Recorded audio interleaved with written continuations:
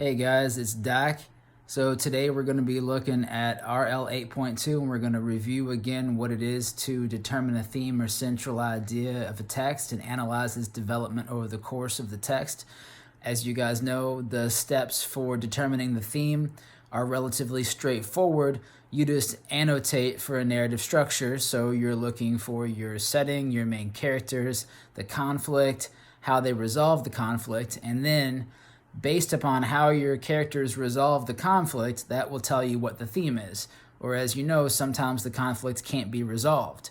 And then in that sense, you're going to determine your theme based on the conflict that's presented in the text.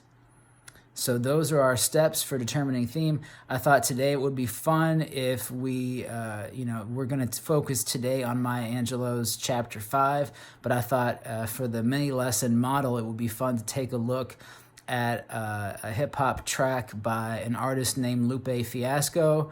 The song is called Kick Push, and it has a nice narrative structure to it, so it's going to be pretty fun to analyze and pretty straightforward to use for this model. I love hip-hop, and I find it difficult to teach because a lot of the guys that I really love, like Tupac and Biggie and Nipsey Hussle and Kendrick Lamar and these guys, their hip-hop tracks really work more like mysticism. And mysticism is the tradition of spiritual practice that brings one into the experience of God. And the history of teaching mysticism has always been really controversial, so I find it difficult to make sense of some of the more abstract hip-hop songs in just an easy way. Although it is possible and fun to do. But in terms of narrative structure and teaching theme, there's nothing better than Lupe Fiasco. So let's take a look right now at Kick Push. What up, y'all? Yeah, soundtrack, what's poppin', baby? Woo! Y'all ain't know, I go by the name of Lupe Fiasco, representing that first and 15. Yeah, and this one right here, I dedicate this one right here to all my homies out there grinding. You know what I'm saying? Legally and illegally. You know what I'm talking about? So, check it out. First got it when he was 6, didn't know any tricks. Matter of fact, first time he got on it, he slipped, landed on his hip and busted his lip. For a week he had to talk with a list like this. Now we can end the story right here, but shorty didn't quit, it was something in the air. Yeah, he said it was something so appealing, he couldn't fight the feeling, something about it. He knew he couldn't doubt it, couldn't understand it, branded since the first kick flip he landed.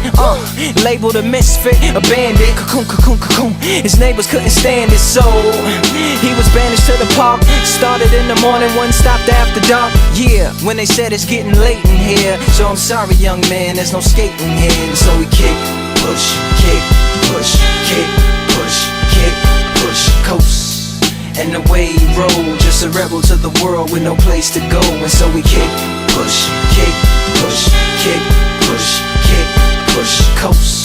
So come and skate with me, just a rebel looking for a place to be. So let's kick and push and coast. My man got a little older, became a better roller. Yeah, no helmet, hell-bent on killing himself is what his mama said, but he was feeling himself. Got a little more swag in his style. Met his girlfriend, she was clapping in the crowd. Love is what was happening to him now.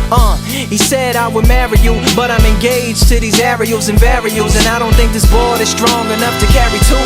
She said bow, I weigh 120 pounds. Now, let me make one thing clear, I don't need to ride yours, I got mine right here. So she took him to a spot he didn't know about, some odd in the apartment parking lot. She said, I don't normally take dates in here. Security came and said, I'm sorry, there's no skating here. And so they kick, push, kick, push, kick, push, kick, push, coast. And the way they roll, just lovers intertwined with no place to go. And so they kick, push, kick, push, kick, push, kick, push, coast. So come and skate with me, just a rebel looking for a place to be. So let's kick and push, yeah, and coast. Yeah,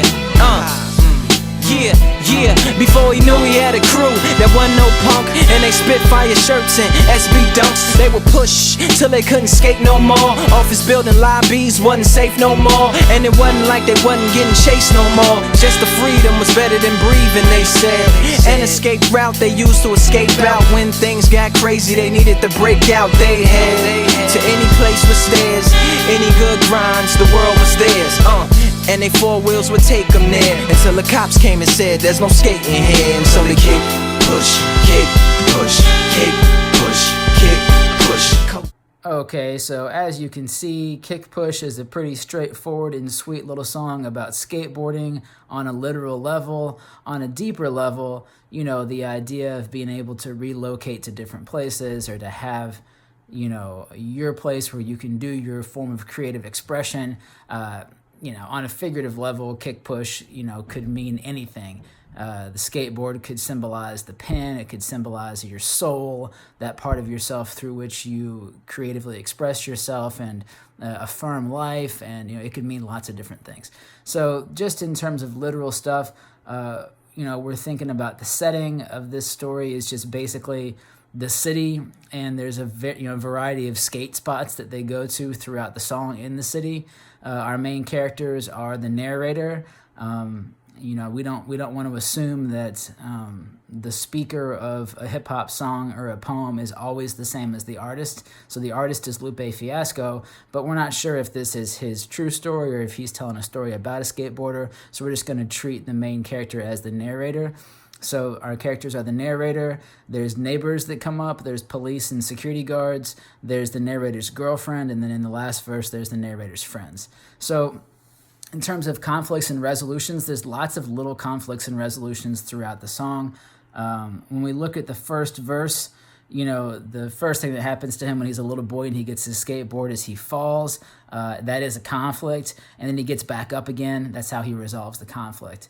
The next conflict he incurs as a little boy is the neighbors can't stand that kukush, you know, sound of the skateboard on the sidewalk, and the neighbors banish him. So that's a conflict, and he resolves it by just grabbing his skateboard and going to the park and skating in the park. Once he gets to the park, another conflict happens. The cops come at him, and he has to leave again. And the resolution is, you know, as it is throughout the song, he just kicks, pushes, and coasts along the line to the next place. When we get to verse 2, it's a different kind of conflict. He meets a girl and he falls in love, and this is a conflict for him because and he wants to marry this girl, but he says he can't because there's not enough room for two on his skateboard, and he's engaged to his aerials and his varials. He's engaged to the skating life. That's his first love, and he can't, you know, marry the girl and sort of have her replace skateboarding. But the resolution to that conflict is we find out that she's a skater too. And, she's already an independent woman. She's got her own skateboard, if you want to think about that on a deeper level. She has love of self. She loves herself. She's self-sufficient, and based upon her self-sufficiency, she then can share herself with somebody else, and that's what the narrator wants too. He has his love of self, and he wants to share with somebody else, but he doesn't want to have somebody replace the skateboarding, and neither does she. So they're a good match. They're a good make a good kind of partnership. And she goes off and she shows him another spot. And then when they get to the spot, the kind of same pattern of conflict, same motif emerges. And there's security guards. They kick them off, and the resolution is they kick, they push, and they coast along to the next spot. When we get to the third verse, he's still being chased off various skating spots by the police, but now him and his girlfriend have a whole kind of crew that goes with him. And he says that the freedom of skating is better than breathing, so him and his crew and his girlfriend always plan for escape routes wherever they go, and whenever conflict emerges, they just kick, push, and coast along to the next spot. So when we try to determine a theme here, there's a variety of conflicts, there's a variety of resolutions, so all we have to do is ask ourselves, what's the lesson that we learn from how the character resolves the conflict? And the theme that I came up with was, if you're constantly being told you don't belong somewhere, escape to somewhere safe, but escape with that creative part of your soul intact. No, I'm sorry. So it's if you are constantly being told you don't belong somewhere, escape to somewhere safe, but if you escape with that creative part of your soul intact, you might be surprised to find love and friends along the way. And when I think about that creative part of the soul being kept intact, that's him and his skateboard. I think about one of my favorite philosophers, Gilles Deleuze, a French philosopher.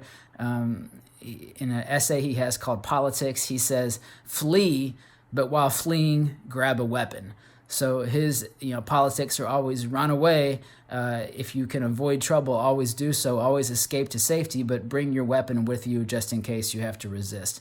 And I think about this song in that vein. He always escapes to greener pastures.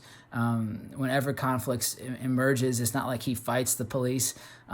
He just keeps going on, and he keeps looking to new horizons, but he brings that part of his soul with him that is his means of creative expression, and that's his skateboard.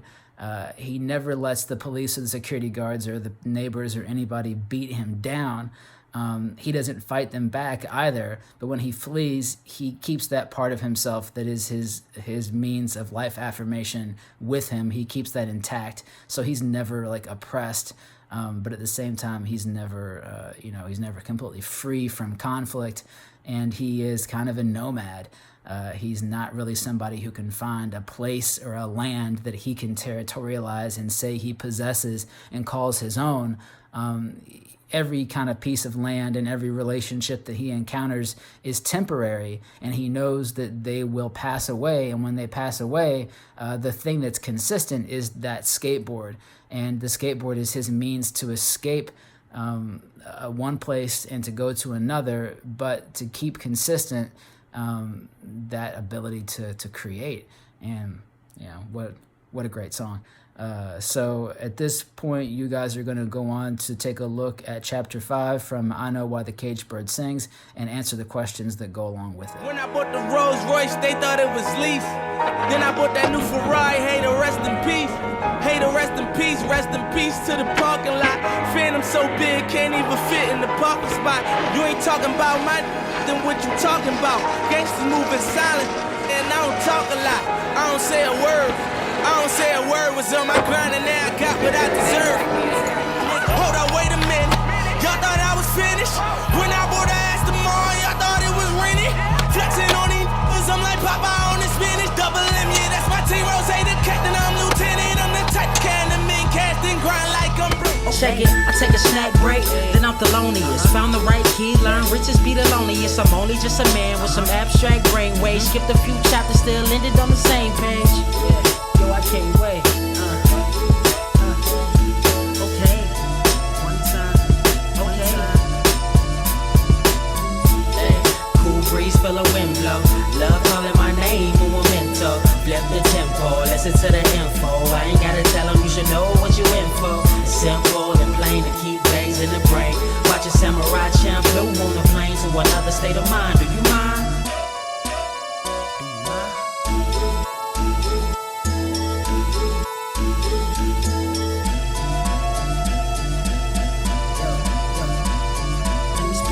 Top like big ticket in the basement. Y'all crack dudes need a replacement. Your face went to the ground when I put it there. Hey, hands in the sky, get them there.